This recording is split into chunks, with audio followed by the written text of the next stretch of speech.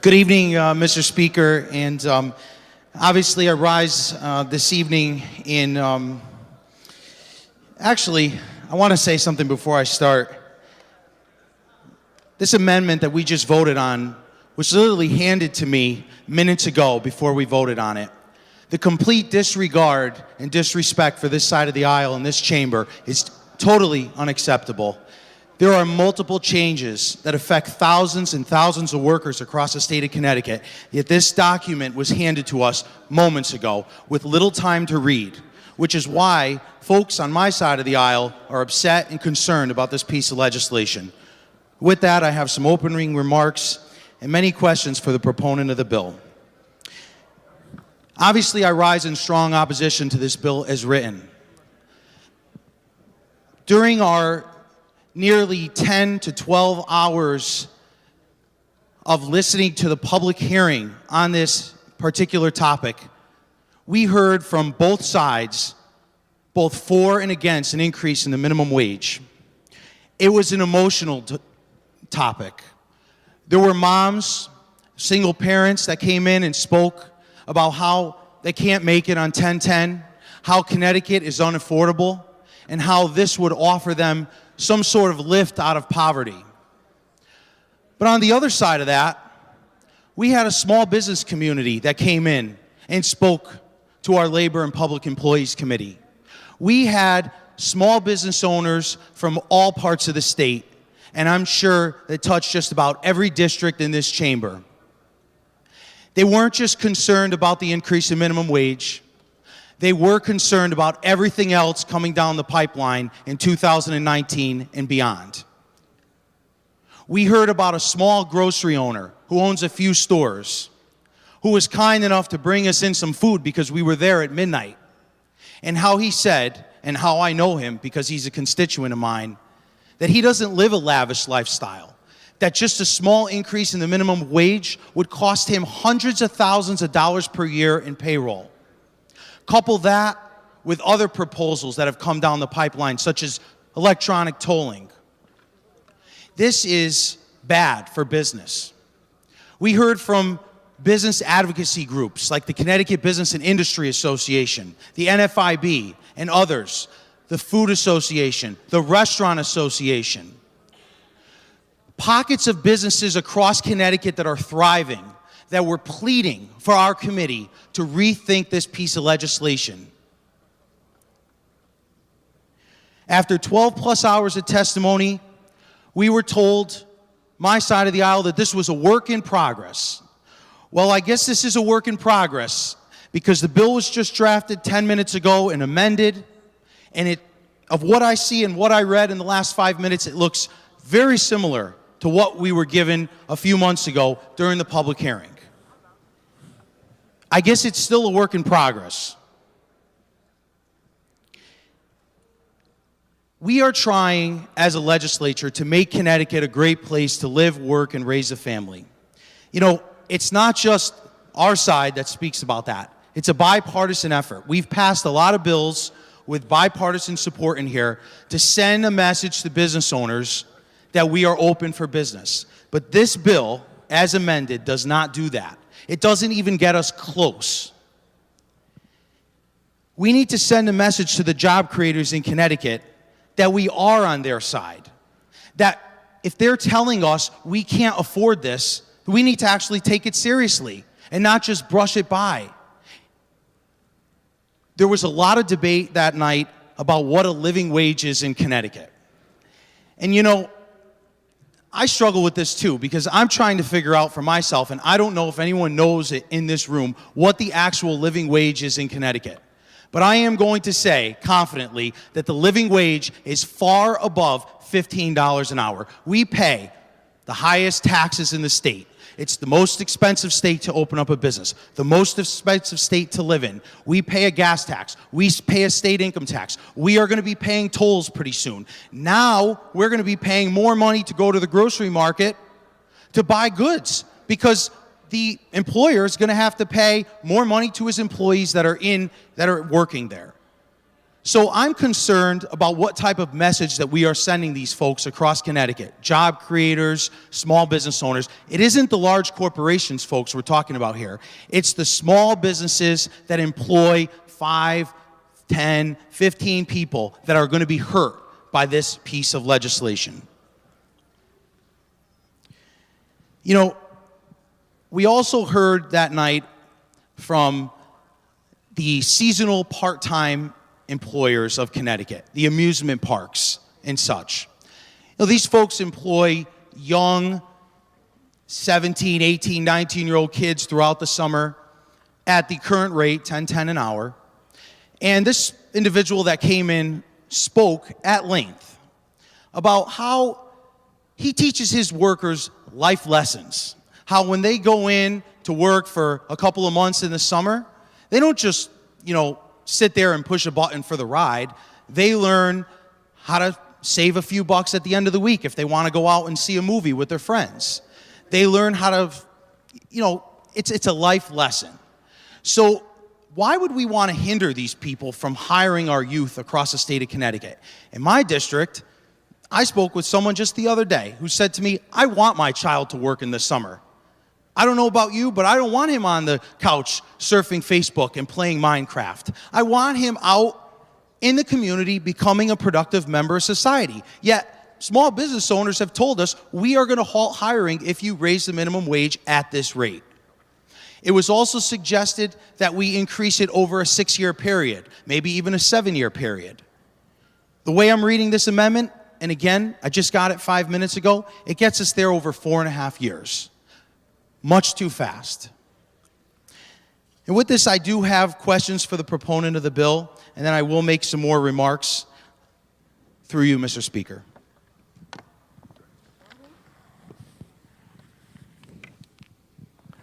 Proceed, sir. Proceed, sir. And through you to the good chair,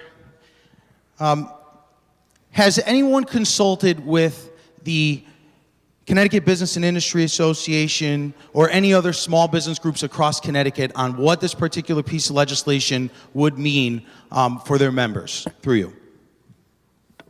Representative Porter, do you care to respond? Thank you, Mr. Speaker. Yes, we have consulted with small businesses. I have consulted with small businesses in my district. Through you, Mr. Speaker.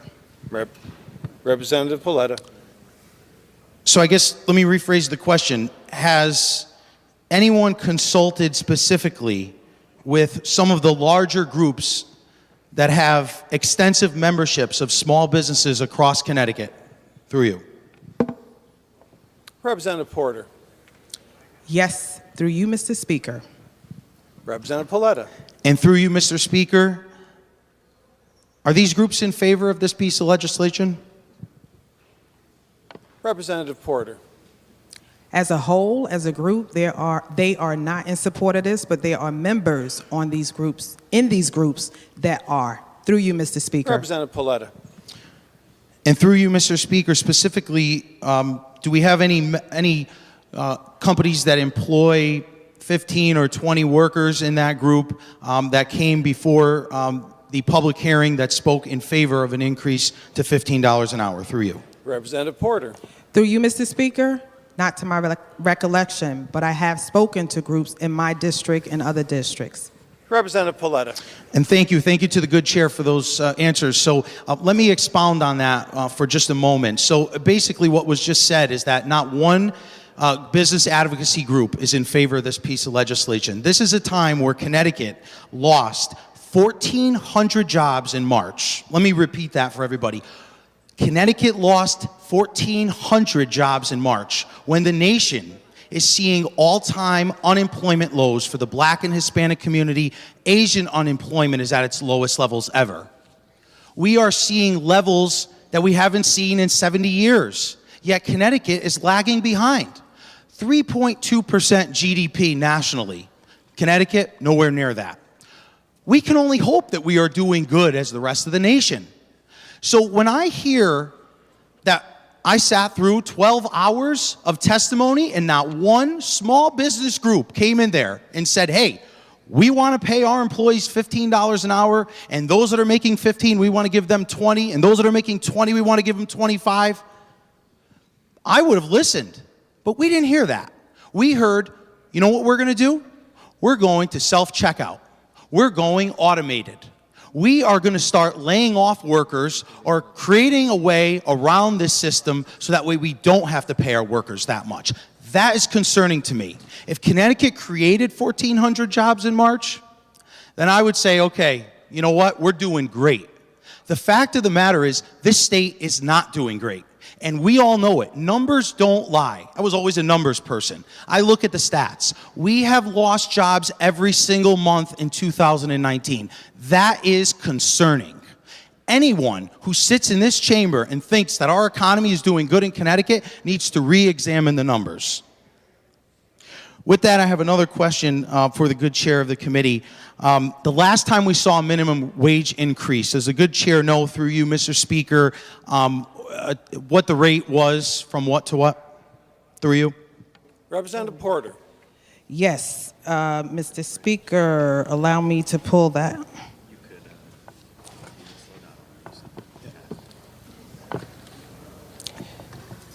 2017 was when we went to 1010. That began in 2015, and it was a 3-year increase from 875 to 1010.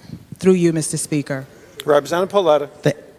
Thank you, Madam Chair, and through you. So over a 3-year period, we raised the minimum wage. I'm sorry, I believe she said 825 to 1010. 875 to 1010. So over a 3-year period, we were at roughly, let's see, what's the math there? $1.35 over 3 years. Correct? Through you, Mr. Speaker? Representative Porter. Through you, Mr. Speaker, that is correct. We had a 3-year increase in the wage. First year was a 45-cent raise. Second year, 45-cent raise. Third year, 50-cent raise. Through you, Mr. Speaker. Representative Polletta. Thank you, Mr. Speaker. So 135 over 3 years, and the current bill, as I understand it through you, over the next 4.5 years, raises it from 1010 to 15, correct? Through you? Representative Porter. That is correct, Mr. Speaker. 1010 to 15 over 4.5 years. Through you. Representative Polletta. So we see an increase of $1.35 over 3 years, just a few years back. And I'm going to revert back to our public hearing because there was some very telling testimony on this instance. We had groups that actually came in to the public hearing testimony and said they were okay with the increase last time because the rate at which it went up was not as drastic as this time. Now, one would think that back when this increase went into effect, the economy was better in Connecticut. So we saw a $1.35 increase over 3 years in an economy that was improved than where we are right now. The current bill is calling for a $4.90 increase over 4.5 years. Triple what we saw before in just a small amount of time more. So you can understand where a small business owner says, well, geez, I had my prices set for 2019, and this bill is going to go into effect. What do I do now? No predictability with this bill. Very little predictability for our business owners across the state of Connecticut. No wonder why they are looking to relocate every day. And through you, Mr. Speaker, another question for the proponent of the bill. To the good chair of the Labor and Public Employees Committee, to her knowledge, has a minimum wage bill ever been repealed in the United States of America? Through you. Representative Porter. I would ask that the good representative would repeat that question. Through you, Mr. Speaker. Representative Polletta. And through you, Mr. Speaker, has there ever been a state that has increased the minimum wage and then subsequently repealed it? Through you. Representative Porter. Through you, Mr. Speaker, not to my knowledge. Through you. Representative Polletta. Through you, Mr. Speaker, to my knowledge, the state of New Hampshire raised the minimum wage and then subsequently repealed it back down to the federal minimum wage which was, I believe, $7.35 per hour, or thereabout. Why did they decrease the minimum wage? Because it was a job killer. You know, when I think of that statement, repealing a law, I think of all the people that were told they were going to get paid a higher rate, and then the state government had to retract it because they realized businesses were leaving. I wonder if the state legislature and my good friends on both sides of the aisle in this chamber are thinking the same thing. If we do this and we raise the minimum wage, will we then have to repeal this law in a couple of years when we continue to lose jobs? Because the real goal here is to create more taxpayers, not taxes. The goal is to introduce more people into the workforce at a young age, train them, give them the skill set that they need, and then have them keep going in their career and move above and beyond minimum wage. Minimum wage is a starting point. Minimum wage is not a living wage in the state of Connecticut. We know that. It's too expensive to live here on $15 an hour. We aren't lifting anyone out of poverty with $15 an hour. You need to work 2 or 3 jobs to make a living wage in Connecticut because we're simply too expensive. So when business owners tell us and job creators tell us, we want to hire more people, we want to create the jobs for our youth, we want to start someone at $10 or $11 an hour, and after a year of showing up, and as my good friend Representative Porter said, honest day's work for an honest day's pay, I 100% agree with her.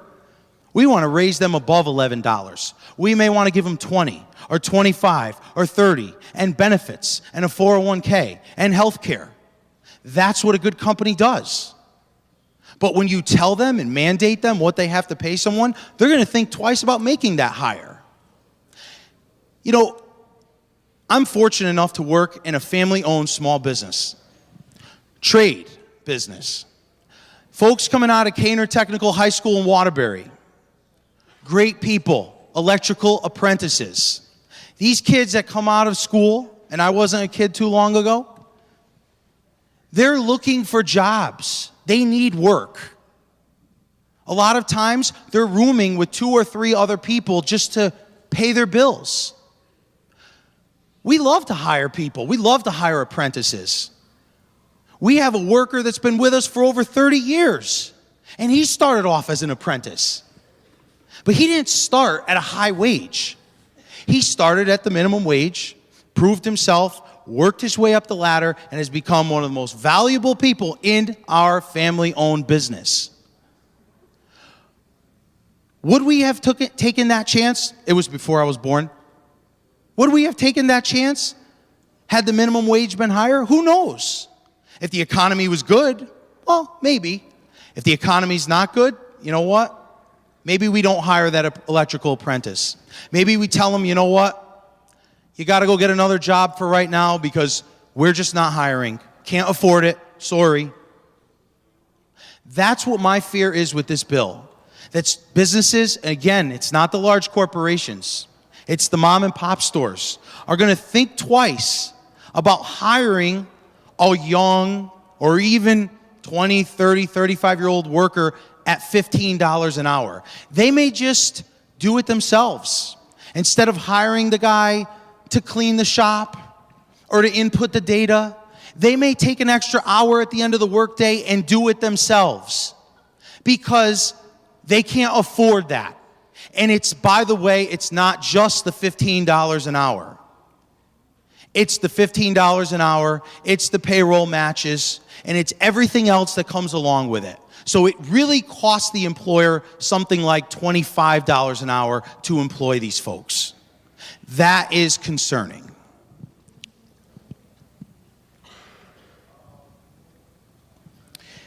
Through you, Mr. Speaker, another question to the proponent of the bill. During the public hearing testimony and debate on this bill in the Labor and Public Employees Committee, we heard quite a bit of talk and debate about the Consumer Price Index, which was a piece of the original bill, which would ultimately increase this minimum wage above and beyond $15 an hour. Through you, Mr. Speaker, has that been taken out of this amended bill, or is there another component in this bill similar to the Consumer Price Index which would increase this piece of legislation? Through you. Representative Porter. Through you, Mr. Speaker, there is the Employment Cost Index. Through you, Mr. Speaker. Representative Polletta. And through you, Mr. Speaker, could the good proponent, Representative Porter, please explain the Employment Cost Index? Again, just receiving this piece of legislation, so Employment Cost Index. Could the good proponent please explain that? Thank you. Representative Porter. Through you, Mr. Speaker, it was published by the U.S. Department of Labor's Bureau of Labor Statistics. It measures the true value of work by looking at wages, salaries, and benefits. Through you, Mr. Speaker. Representative Polletta. And through you, Mr. Speaker, would this increase the minimum wage above and beyond $15 an hour? Through you. Representative Porter. That could be correct if there is an increase, but it could be zero. Through you, Mr. Speaker. Representative Polletta. And through you, Mr. Speaker, could this increase go into effect without a vote from this body or the Connecticut State Legislature? Through you. Representative Porter. Through you, Mr. Speaker, it will go into effect when we pass this bill. Through you. Representative Polletta. Mr. Speaker, thank you, and thank you to the good proponent of the bill for clearly stating that this bill will increase the minimum wage above and beyond $15 an hour without a vote of the legislature. This is probably the most concerning thing that I've heard all night. The fact that we sit here, that we are elected by our constituents to make a decision on their behalf, and our hands are tied forever because of this piece of legislation that says the minimum wage will increase above and beyond $15 an hour without a vote from the Connecticut State Legislature. How irresponsible is it of us to vote for something that ties the hands of this body in the future? That is a problem. That is saying that the minimum wage could increase to $20 an hour, $25 an hour, $30 an hour in the future. That is a big problem for job creators, for the small mom and pop stores, and for everyone that I've listed throughout my time speaking this evening. They have no control over this. It's not even a campaign issue anymore. Don't campaign on it because it's automatically going up, folks. Don't tell your constituents, I'm going to look out for small businesses, because you know what? The increase is just in. It's already in the bill. Signed, sealed, delivered, done. That is concerning to me. And I would venture to guess it's going to be concerning to a lot of folks throughout the course of this evening into tomorrow morning. Through you, Mr. Speaker, and to the good proponent of the bill, is there a fiscal note associated with this piece of legislation? Through you. Representative Porter. Through you, Mr. Speaker, there is. Through you. Representative Polletta. Thank you. And through you, what is the fiscal note on this bill? Through you. Representative Porter. Through you, Mr. Speaker, OFA has estimated in the first year $4.4 million, in the second year $12.1 million. Through you, Mr. Speaker. Representative Polletta. And through you, Mr. Speaker, what universe of workers would this cover through the state of Connecticut? Through you. Representative Porter. Through you, Mr. Speaker, it would cover state employees, higher ed, and municipal. Through you, Mr. Speaker. Representative Polletta. And through you, Mr. Speaker, would this include money to reimburse municipalities now for the increase in minimum wage across the board? Through you. Representative Porter. Through you, Mr. Speaker, no, it would not.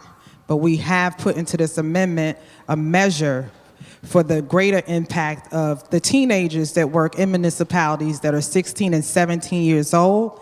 It has expanded the training wage from 200 hours to 90 days. Through you, Mr. Speaker. Representative Polletta.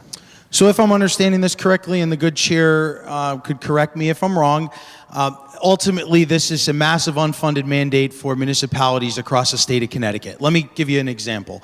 The town of Watertown that I proudly represent, 68th House District, is a beautiful community, lots of green acres. We have a beautiful public golf course. Guess what?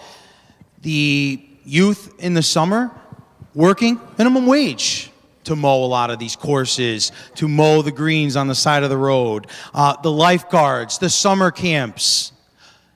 I am concerned that we're going to be paying a 18-year-old, 19-year-old college kid who comes home from school in the summer $15 an hour for summer camp for the kids that are going to be playing kickball, doing arts and crafts, whatever. Does that make any sense? Does that make sense? It doesn't make sense to me.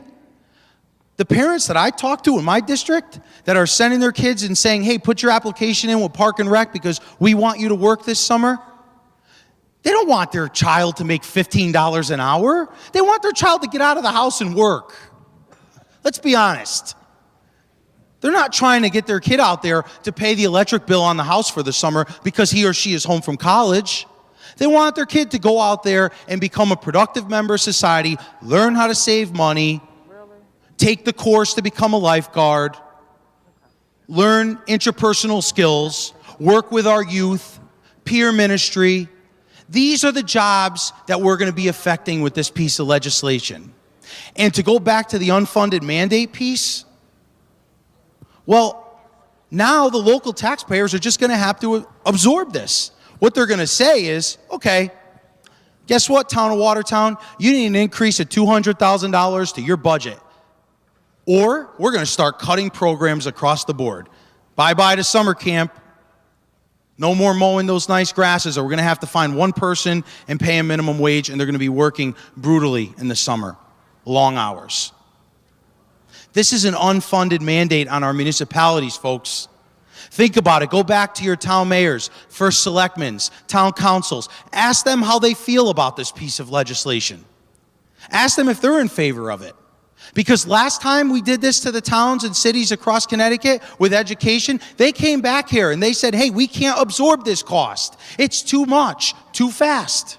That's why this year we saw a phase-in of different items such as the teacher pension. This bill is getting us there so quickly that you're going to see local budgets increase drastically over the next year and two because they need to pay for this unfunded mandate.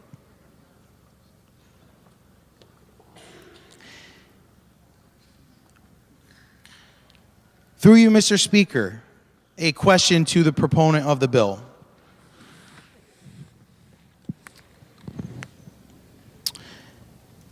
Are there any exemptions in this piece of legislation? Through you. Representative Porter. Through you, Mr. Speaker, actually there is. The Restaurant Association actually has in the bill where we have eliminated the tip credit for tipped wage earners, and there will be no index on that. So when this goes into effect, bartenders that are making $8.23 will be making $8.23. Service workers that are making $6.38 will be making $6.38. They will not experience a wage increase nor an index which would give them pennies on the dollar as an increase. And I would like to also state that summer camps are exempt. And as far as the municipalities and this being a mandate on them that will cost, I would beg to differ with the good representative. The expanded training wage actually saves municipalities money, estimated at approximately $1,500 per youth. Through you, Mr. Speaker. Representative Polletta. And through you, Mr. Speaker, while we're talking about the training wage, as I understand it in this bill, it's a 90-day trial. Through you, is that correct to the good representative? Representative Porter. Through you, Mr. Speaker, it is a 90-day training wage. Through you. Representative Polletta. And through you, Mr. Speaker, can this be used more than once on an employee throughout the year, or can it ever be used more than once through you, or is it just one time only for that person for life? Representative Porter. Through you, Mr. Speaker, if the worker or the youth works for 90 days, goes back to school, quits working, and comes back to work again, they will start the training wage at 90 days again. Through you, Mr. Speaker. Representative Polletta. So if I'm understanding this correctly, to the good chair, the municipality could then pay their worker percentage of the minimum wage for 90 days, and then the worker could come back, let's say over Christmas break, and they can pay them, restart that 90 days through you? Representative Porter. Yes, through you, Mr. Speaker. Representative Polletta. Thank you. That's refreshing.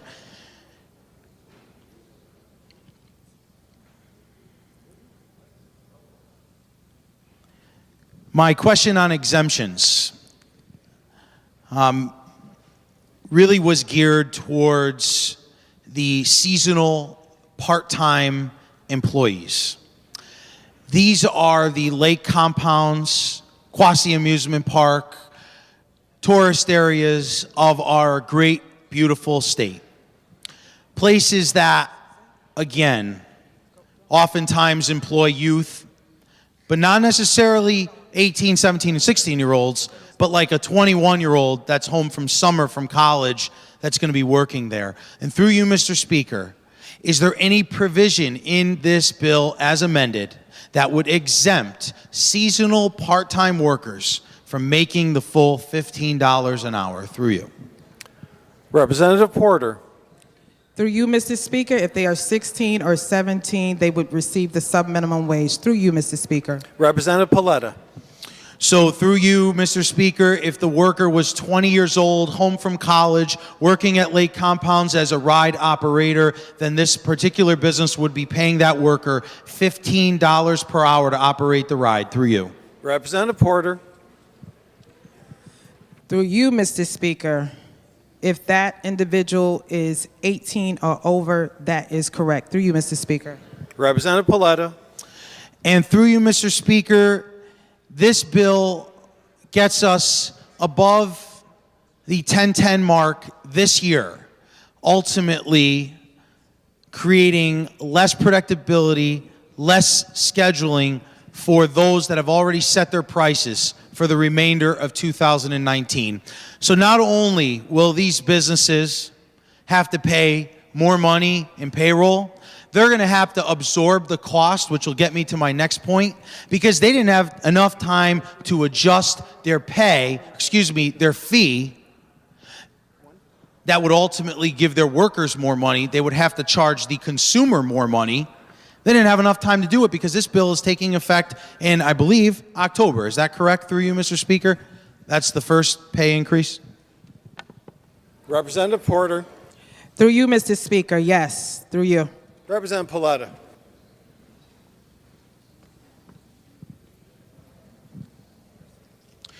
And through you, Mr. Speaker, going back to our committee hearing, we heard whoa, somebody turned my mic up. We're having trouble with the microphones here. We've been trying to finagle the system.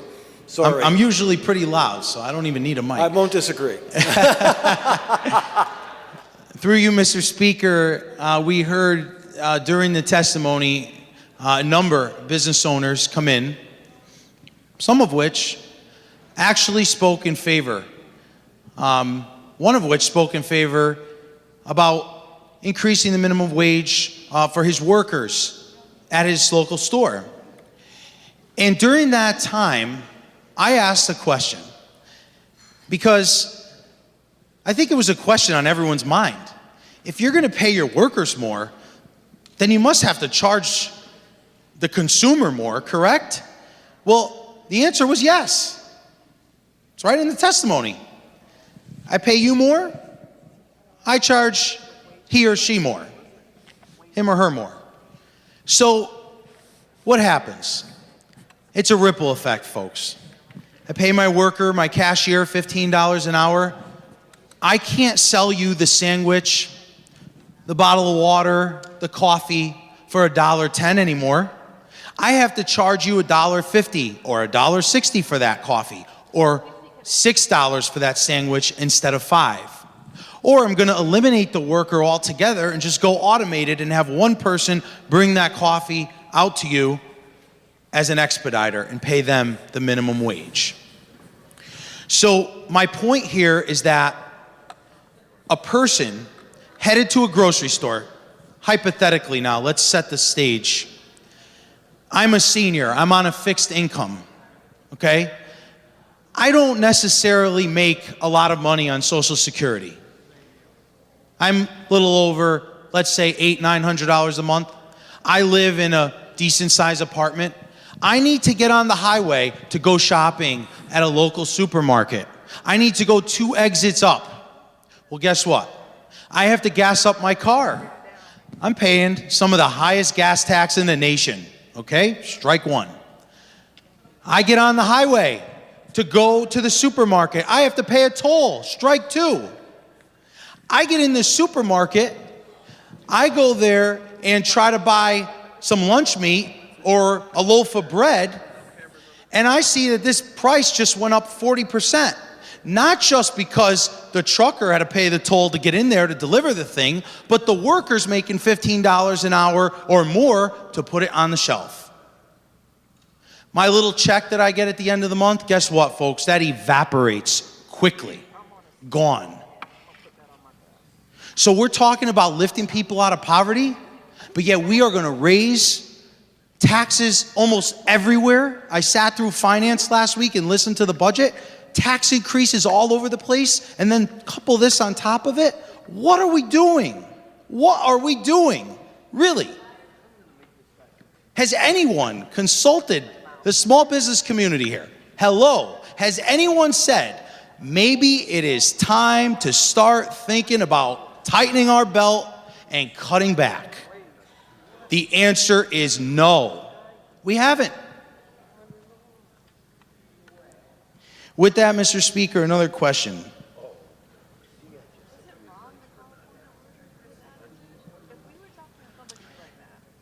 And through you, Mr. Speaker, just reading through this piece of legislation,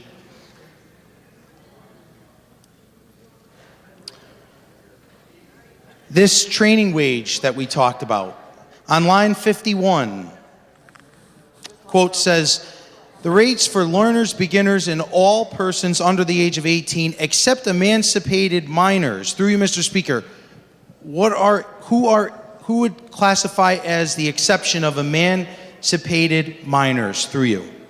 Representative Porter. Through you, Mr. Speaker, emancipated minor would be someone who has taken on through a process through the court sole responsibility for themselves, relieving their parents of all parental rights and responsibilities. Through you, Mr. Speaker. Representative Polletta. Through you, Mr. Speaker. So if I'm understanding this correctly, a 17-year-old child who is living on their own would then be exempt from this provision. Through you. Representative Porter. Through you, Mr. Speaker, if that 17-year-old is an emancipated youth, that is correct. Through you, Mr. Speaker. Representative Polletta. And through you, Mr. Speaker, the idea of, again, and I thank the good representative for the explanation here of emancipated youth, I'm still trying to understand exactly to what that universe would apply. And because of that, I have another question. Would that apply then to an individual that is at college, not living in the house anymore, maybe dorms there for the summer, and is looking for a job as a ride operator at lake compounds and is 17 years old? Through you. Representative Porter. Through you, Mr. Speaker, if the 17-year-old is an emancipated youth, that is correct. Through you, Mr. Speaker. Representative Polletta.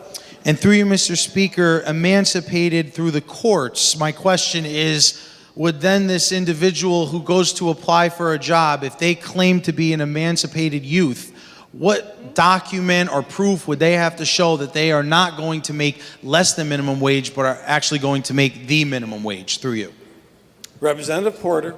I do not know the answer to that question. Through you, Mr. Speaker. Representative Polletta. And through you, Mr. Speaker, then if an individual applied for a job and they said they were an emancipated youth and they didn't live home, and they just simply were on their own and looking to make maybe a second job, or you know, this was something that maybe it was their full-time job, then how should the employer have some sort of proof, concrete evidence that this individual should make more than the percentage that is explained in this bill through you?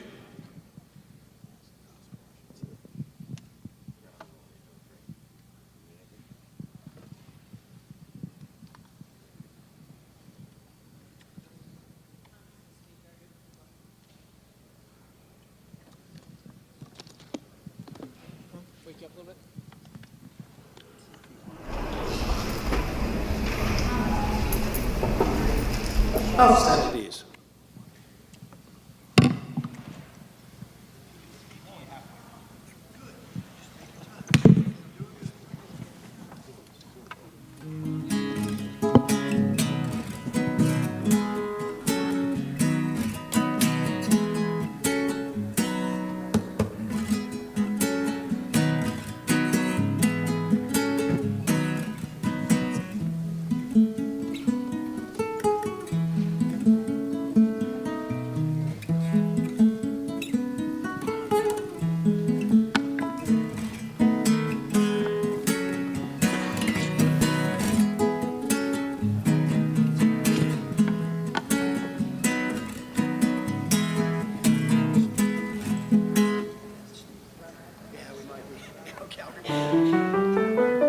House will come back to order. Representative Porter.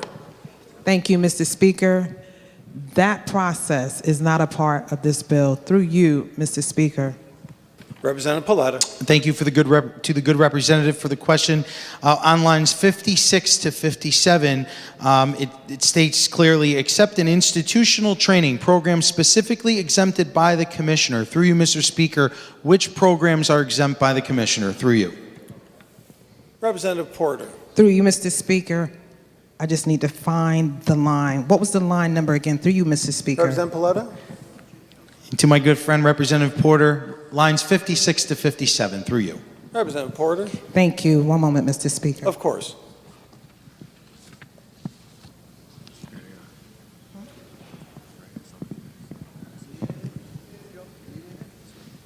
Through you, Mr. Speaker, would the good representative please repeat the question again? Representative Polletta. No problem. I know it's late. It's only getting later. In lines 56 to 57, except in institutional training programs specifically exempted by the commissioner, which programs are specifically exempted by the commissioner through you? Representative Porter.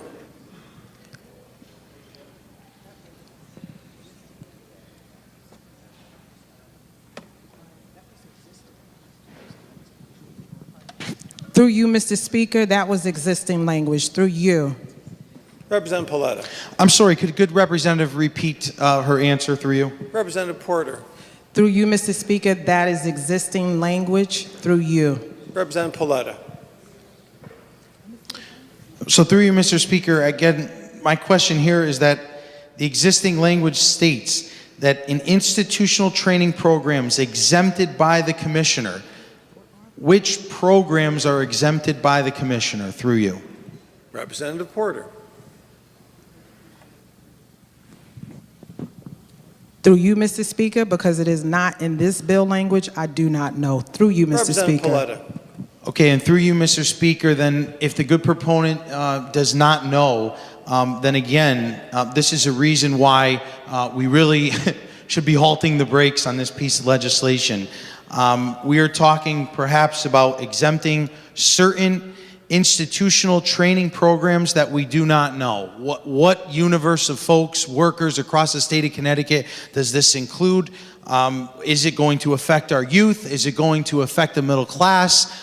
We don't know. So there are a number of problems with this bill, and lines 56 to 57 clearly further my point. Another question through you, Mr. Speaker. In line 153 of this bill, there is a study of workers. Looks like there's a study that's going to take place. And through you, Mr. Speaker, who will conduct this study? Representative Porter. Through you, Mr. Speaker, DOL will have someone assigned to conduct the study. Through you. Representative Polletta. And through you, Mr. Speaker, this study will exactly do what? Through you? Representative Porter. This study will study tip wage workers and the impact that they have on the state. Through you, Mr. Speaker. Representative Polletta. And through you, Mr. Speaker, if we are, at the point where we have heard from the Food Association, the Restaurant Association, and restaurant owners across the state of Connecticut, one of the fine industries that's actually doing well in our state, why then would we give the Department of Labor another job to study something that we know is working fine? Through you, Mr. Speaker. Representative Porter. Through you, Mr. Speaker, DOL would actually hire a consultant, and we do not know if everything is working fine. That is why we have requested in this bill language a study. Through you, Mr. Speaker. Representative Polletta. And through you, Mr. Speaker, the Department of Labor has been the topic of controversy. The auditors came out with a report in which it listed numerous deficiencies in their document for the Department of Labor.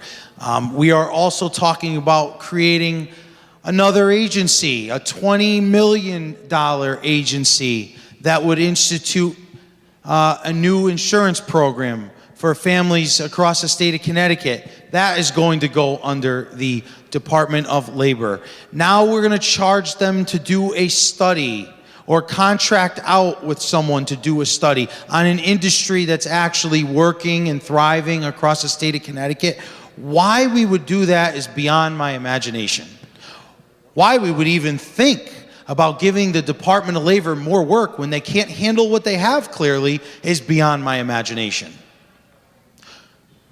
When I look at and listen to a report that came out by the state auditors a couple of weeks ago, and this committee asked for a public hearing on those number of inefficiencies that were found in the Department of Labor. Guess when that hearing happened? It never happened. I'm deeply concerned about what's going on with the Department of Labor. And when I got this paper and I saw that they're going to be conducting a study, it immediately set something off in my mind that said, whoa, why are we giving the Department of Labor more work? They can't handle what they have. There's 18 or 19 problems there already. It's been well advertised in the media across the state of Connecticut that we need to fix the problem that's broke, that is the Department of Labor. All throughout that time, we've requested, let's bring them in, bring the commissioner in, let's talk about what's wrong, let's try to wrong our rights, let's try to do what's best for the state of Connecticut because the taxpayers are funding this department. Nothing. No hearing, no talk about it, no press release, nothing.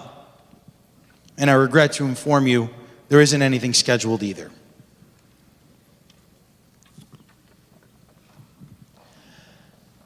When I think about this bill, I think about all of the impacts it's going to have.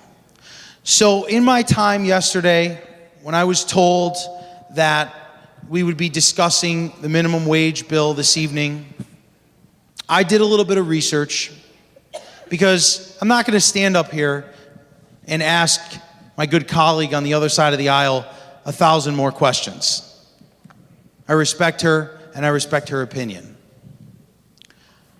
What I did want to formulate was my own opinion, based on facts, based on findings across the country of other states that have implemented this same policy and what has happened. I did the same thing with the paid family medical leave bill.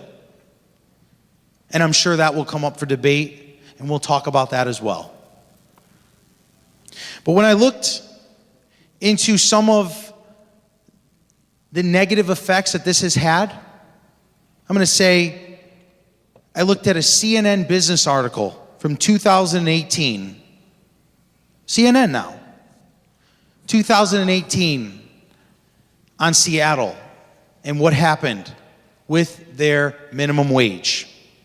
When they raised their minimum wage, they saw decreased numbers in new workers entering the workforce.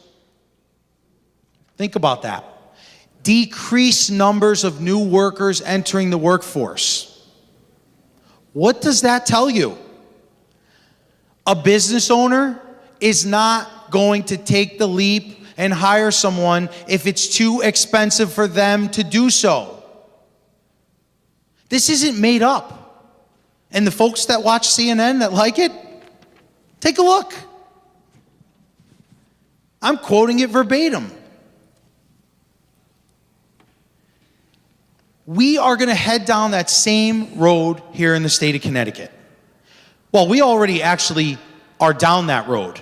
But now we have a chance to take a fork in the road, if we're going to use this analogy, and go in the direction that we have been saying for years, that we need to finally create an environment that is conducive for job growth. Or we could take the other fork and keep going down that path, that long, slippery slope of anti-job, anti-business legislation. And this is what this bill does. It gets us right there. Anti-job, anti-business. Let's talk about California, right? We all love California, so we're going to talk about it tonight. They're doing great financially, right? California's like awesome. A Trinity University study shows that California will lose and granted they're a lot bigger than us, 400,000 jobs by the year 2022 as a result of $15 an hour. Man, I hope we don't lose 400,000 jobs here in Connecticut. We lost 1,300 last month and it was devastating. 400,000 would basically close us. More importantly, guess what industry that this bill affected? It affected manufacturing. It affected the restaurant business. You know, when I see a stat like that, I think to myself, do we really want to go down that path? Do we want to be California? No. I don't want to be California. I like Connecticut. I want to be here. 4 seasons, beautiful state, strategic location between New York City and Boston. We have the beautiful Connecticut shore. We should be doing everything we can to create jobs in this state, to lift people out of poverty, put them to work, and then let that business owner increase their rate. Look at what other states who have done this, look at where they are. Facts don't lie. It's not like I'm making this up. You can look them up on your own. We should be learning from others' mistakes. I'm sure there are people looking at Connecticut right now saying, man, I don't want to do what they're doing. So if we're seeing a state that has been negatively affected by this piece of legislation, we should learn from that state. Through you, Mr. Speaker, a question for the proponent of the bill.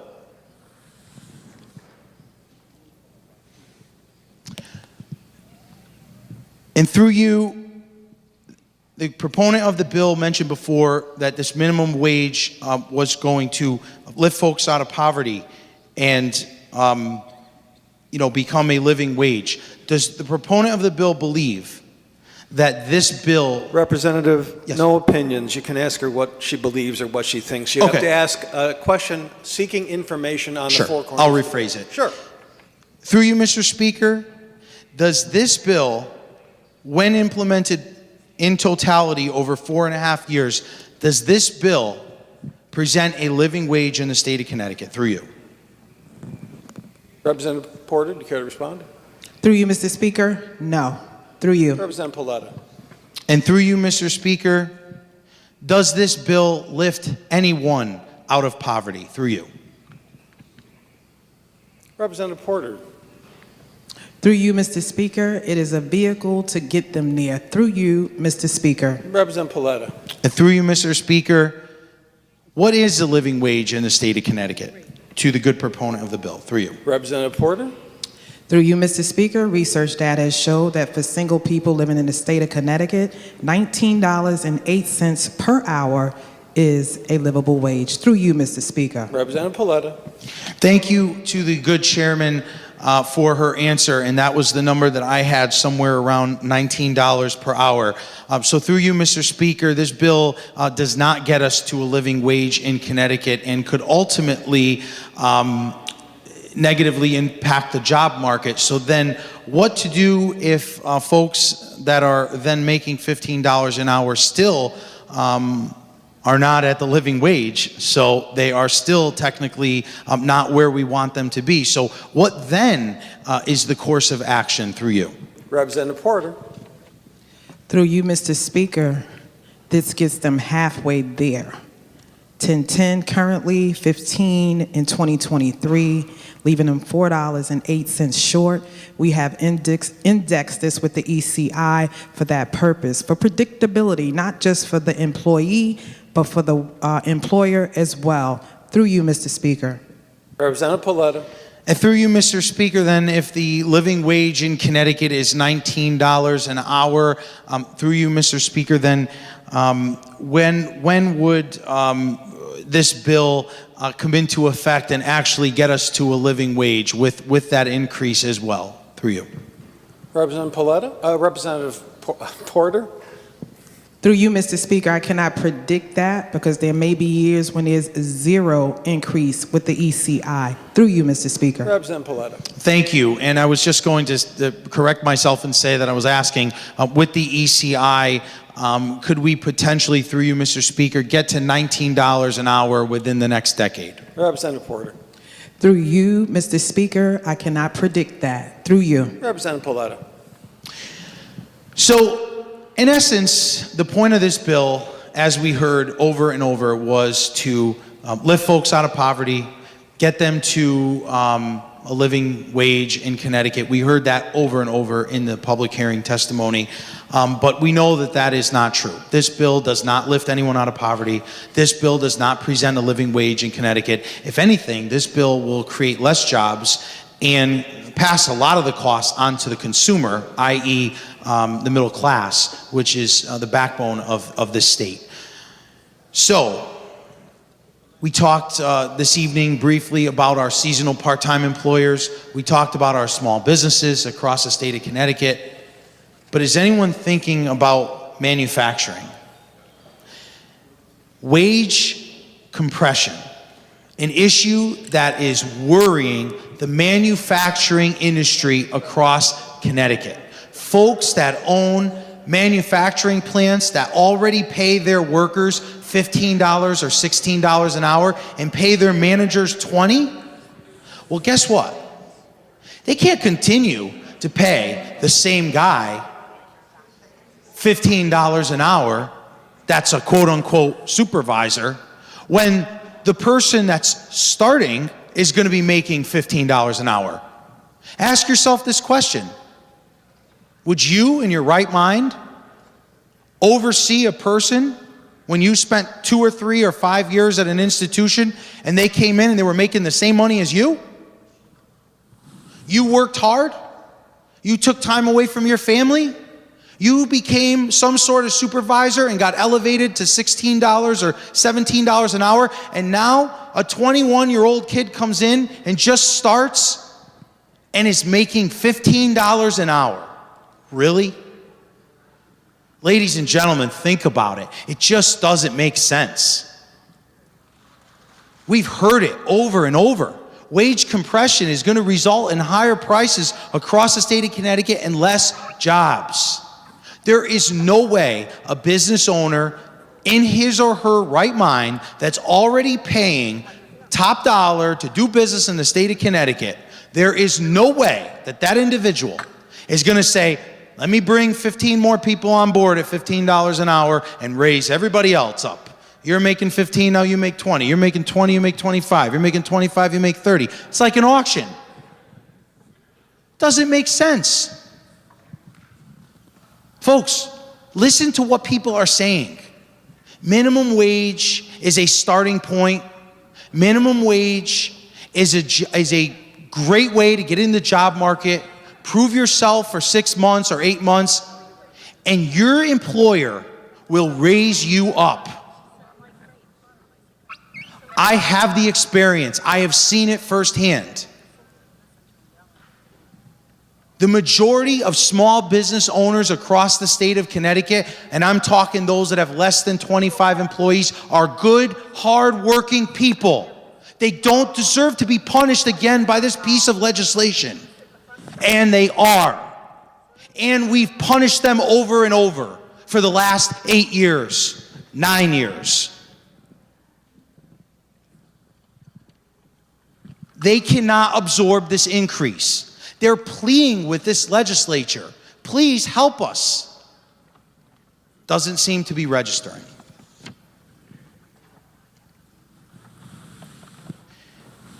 We heard a lot this evening about how quick this rate will increase.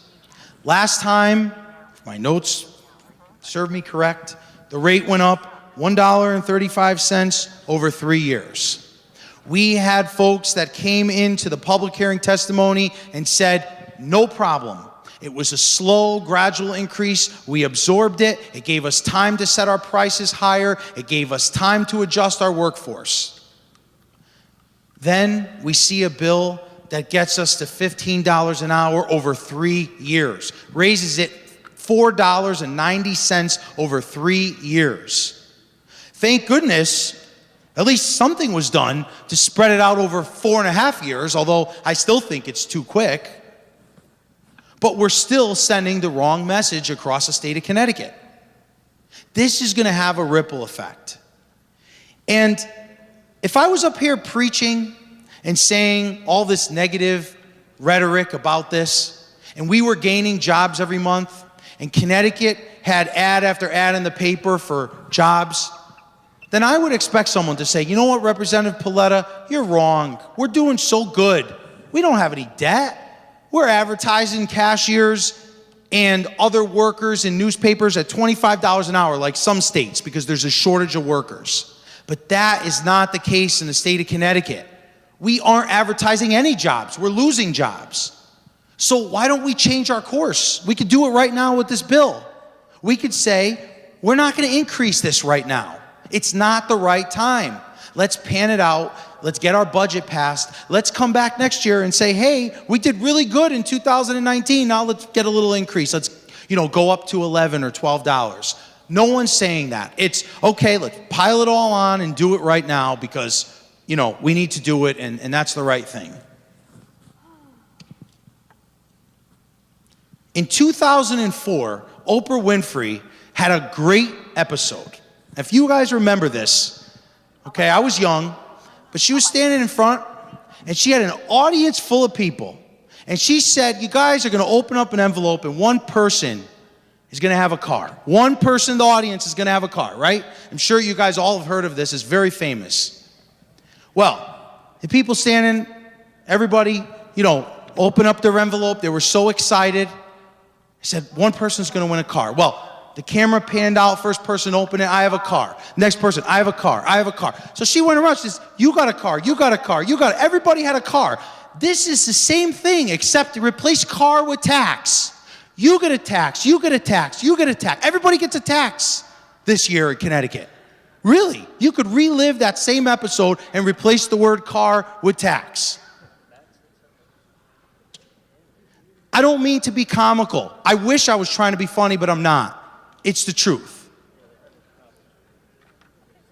We have to look in a new direction. We have a chance to do that by holding off on this bill.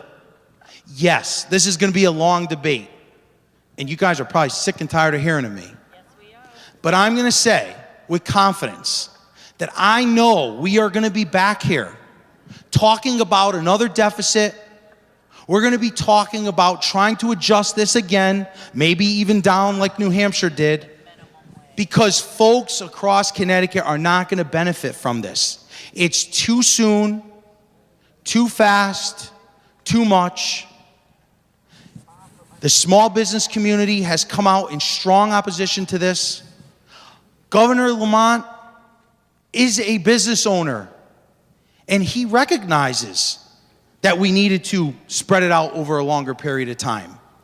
And in that theory, I agree with him. I think we should have done a better job. I think we should have gotten this bill as amended a little bit sooner than 5 minutes before the debate started. I would recommend that we take this bill, stop the debate, take a look at what's in it, give folks a chance on both sides of the aisle to bring their ideas to the table, and renegotiate this piece of legislation, because we are going to regret passing this evening. It was not negotiated on both sides. I did not sit in any meeting to negotiate this piece of legislation, which is why I am going to oppose it this evening. And I hope my colleagues will join me. Thank you.